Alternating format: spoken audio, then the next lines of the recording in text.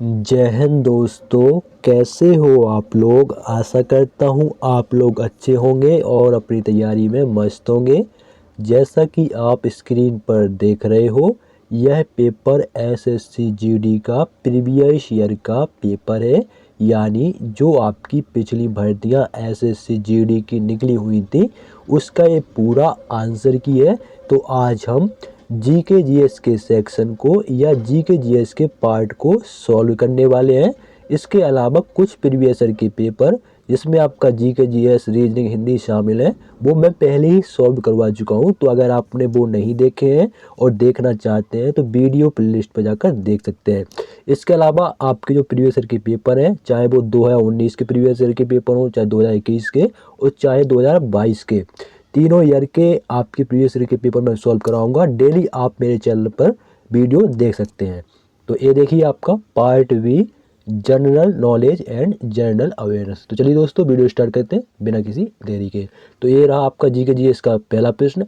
और उसके पहले आप अगर नए हो तो चैनल को दोस्त जरूर सब्सक्राइब करें। जैसे ही नई नई वैकेंसी निकलती है तो उसकी आप नोटिफिकेशन देख सकते हैं और प्रीवियस ईयर के पेपर चाहे कोई सी वैकेंसी आपकी निकली हो। तो यह है आपका पहला प्रश्न। पहला प्रश्न आपका करंट अफेयर्स से है।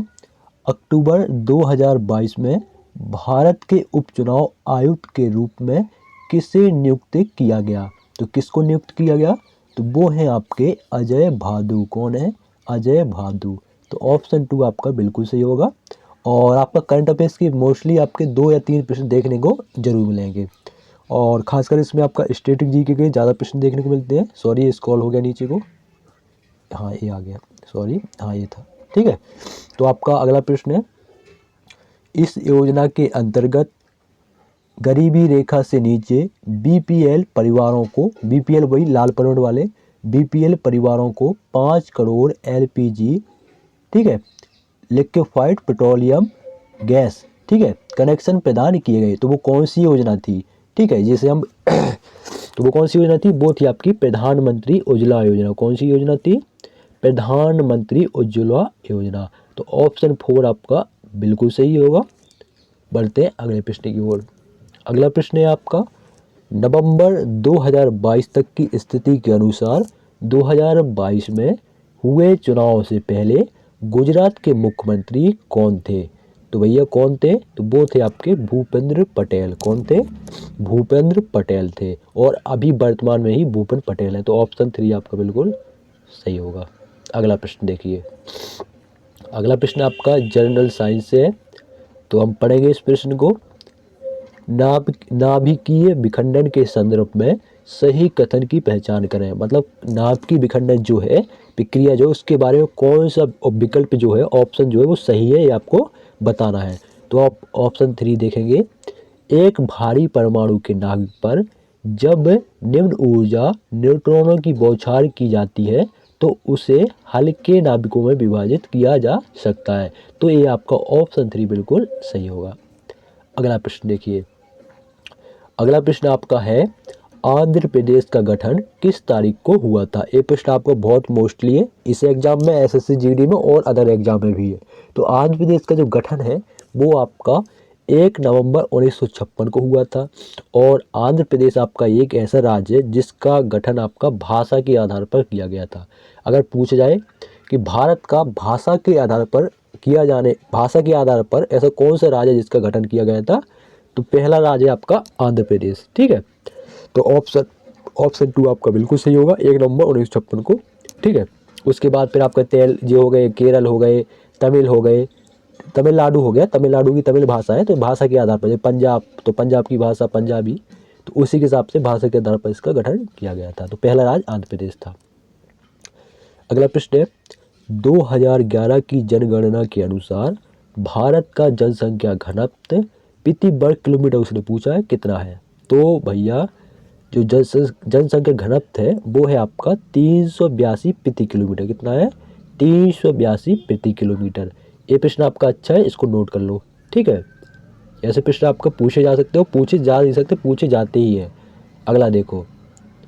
अगला प्रश्न है आपका, हॉकी इंडिया लीग की शुरुआत निम्न में से किस वर्ष हुई थी। तो दोस्तों जो आपकी हॉकी इंडिया लीग है इसकी शुरुआत 2013 में हुई थी। कब हुई थी? 2013 में। तो ऑप्शन 3 आपका बिल्कुल सही होगा, 2013। अगला प्रश्न है, एशियाई खेल 2018 के समापन समारोह में भारतीय दल का ध्वजवाहक कौन था या थी? तो कौन था? तो वो थी आपकी रानी रामपाल। कौन थी ध्वजवाहक? वो आपकी थी रानी रामपाल। तो ऑप्शन 3 आपका बिल्कुल सही होगा, रानी रामपाल। अगला प्रश्न देखेंगे, प्रश्न को पढ़ेंगे हम। भारत में दुनिया का दूसरा सबसे बड़ा डैश नेटवर्क है जो कुल मिलाकर लगभग 62.16 लाख किलोमीटर तक समेकित है। ठीक है ना, 2020-21 के अनुसार। तो कौन सा दूसरा सबसे बड़ा नेटवर्क है? वो है आपका सड़क नेटवर्क। कौन सा? सड़क नेटवर्क। और पहले नंबर पे आपका रेल नेटवर्क है। कौन सा? Rail network. ठीक है, तो ऑप्शन 1 आपका सड़क नेटवर्क बिल्कुल सही होगा। और बढ़ते हैं अगले प्रश्न की ओर। अगला प्रश्न है आपका, मौर्य साम्राज्य के किस सम्राट ने युद्ध जीतने के बाद विजय का त्याग कर दिया था? विजय का त्याग कर दिया था। तो कौन है वो? वो है भैया आपका अशोक। कौन है? अशोक। जो आपका चंद्रगुप्त मौर्य है, ये अशोक का क्या है? दादा है। ठीक है, और अशोक का पापा है बिंदुसार। ठीक है, मौर्य साम्राज्य का जो तीसरा शासक वो अशोक है। ठीक है, तो ऑप्शन 1 आपका बिल्कुल सही होगा। अशोक ने आपका युद्ध जीतने के बाद विजय का त्याग कर दिया था। और जो आपका अशोक है, इसी ने आपका सांची का स्तूप बनवाया था, जो कि आपका विदिशा जिले में आपका कुछ विदिशा जिले में आपकी रेलवे स्टेशन है सांची के नाम से ही। ठीक है, सांची की रेलवे स्टेशन के पास में 2 किलोमीटर पे आपका सांची का स्तूप बना हुआ है। और सांची का स्तूप कहाँ पर, किस राज्य में? मध्य प्रदेश में बना हुआ है। ये प्रश्न बहुत बार एसएससी जीडी में और अदर एग्जाम में पूछा गया है। सांची का स्तूप कहाँ पे? मध्य प्रदेश में। किसने बनवाया था? अशोक ने बनवाया था। ठीक है, और किस धर्म को समर्पित है? तो बौद्ध धर्म को समर्पित है। ठीक है, बौद्ध की मूर्तियां वहां पर। अगला देखो, तमिलनाडु में सर्दियों की बारिश डैश के कारण होती है। तो किसके कारण होती है, यह आपको बताना है। तो तमिलनाडु में सर्दियों की बारिश उत्तर पूर्वी व्यापारिक पवनों के कारण होती है। किसके कारण? उत्तर पूर्वी व्यापारिक पवनें। तो ऑप्शन 1 बिल्कुल सही होगा। अगला देखिए, अगला प्रश्न है आपका, केलुचरण महापात्रा ने किस नृत्य शैली में अपनी पहचान बनाई? तो दोस्तों, जो आपके केलुचरण महापात्रा है, उन्होंने उड़ीसी नृत्य शैली में अपनी पहचान बनाई। ठीक है, और उड़ीसी जो आपका शास्त्रीय नृत्य है, ये आपका उड़ीसा राज्य का है, जैसे कि नाम से पता चल रहा है। शास्त्रीय आपका असम है, और कुचिपुड़ी आपका आंध्र प्रदेश है, आंध्र प्रदेश का है। और छऊ जो है शायद किसका यार, छऊ बताना आप किसे, कमेंट बॉक्स में बताना। ठीक है, छऊ किस राज्य का है? ठीक है, तो बढ़ते हैं अगले प्रश्न की ओर। अगला प्रश्न है आपका, ऋण के लिए सुरक्षा के रूप में ऋणदाता के पास उधारकर्ता द्वारा गिरवी रखी गई संपत्ति डैश कहलाती है? क्या कहलाती है? संपार्थिक। क्या कहलाती है? संपार्थिक कहलाती है। संपार्श्विक कहलाती है। क्या कहलाती है? संपार्श्विक। ऑप्शन 4 आपका बिल्कुल सही होगा। अगला प्रश्न देखिए, अगला प्रश्न आपका पॉलिटी से, और पॉलिटी से यार अनुच्छेद वाले प्रश्न पूछे ही जाते हैं 100%। भारत के संविधान का निम्नलिखित में से कौन सा अनुच्छेद भारत के राष्ट्रपति को सजा के मामले में क्षमा करने का अधिकार देता है? तो कौन सा अनुच्छेद है? तो वो है आपका आर्टिकल 72 यानी अनुच्छेद 72। जैसे कि कोई व्यक्ति है और कोई मर्डर वगैरह कर दिया, कुछ ऐसा काम कर दिया तो उसको फांसी की सज़ा हो गई, तो राष्ट्रपति चाहे तो उसकी फांसी की सज़ा कम कर सकता है, मतलब हटा सकता है, फांसी नहीं होगी। तो किस आर्टिकल के तहत? आर्टिकल 72 के तहत, अनुच्छेद 72 के तहत। तो ऑप्शन 3 बिल्कुल सही होगा। अगला प्रश्न है, कथकली नृत्य शैली की उत्पत्ति भारत के किस भाग में हुई? किस भाग में हुई? तो दोस्तों दक्षिण भारत में हुई। किस भाग में हुई? दक्षिण भारत भाग में। तो ऑप्शन 2 आपका बिल्कुल सही होगा। ठीक है, दक्षिण भारत यानी आपका जो कथकली जो शास्त्रीय नृत्य है, ये आपका केरल राज्य का है। केरल राज्य के 2 शास्त्रीय नृत्य हैं, एक तो है कथकली और दूसरा है आपका मोहिनीअट्टम। ठीक है, अगला प्रश्न देखो, मोपिन भारत के किस राज्य का सांस्कृतिक उत्सव है? तो दोस्तों कला और संस्कृति से आपके बहुत ही प्रश्न पूछ जाते हैं, खासकर स्ट्रेटेजी के जिसे सब बोलते हैं। तो कला संस्कृति से प्रश्न है। तो दोस्तों ये जो मोपेन सांस्कृतिक उत्सव है ये आपका अरुणाचल प्रदेश का है। किस राज्य का? अरुणाचल प्रदेश का। तो ऑप्शन 2 बिल्कुल सही होगा। अगला प्रश्न देखो, सॉरी ये थोड़ा स्क्रॉल हो गया, ये है भारत में किस पंचवर्षीय योजना के तहत परिवार नियोजन कार्यक्रम का कार्यान्वयन योजना के प्रमुख लक्ष्यों में से एक था? तो कौन सी पंचवर्षीय योजना थी?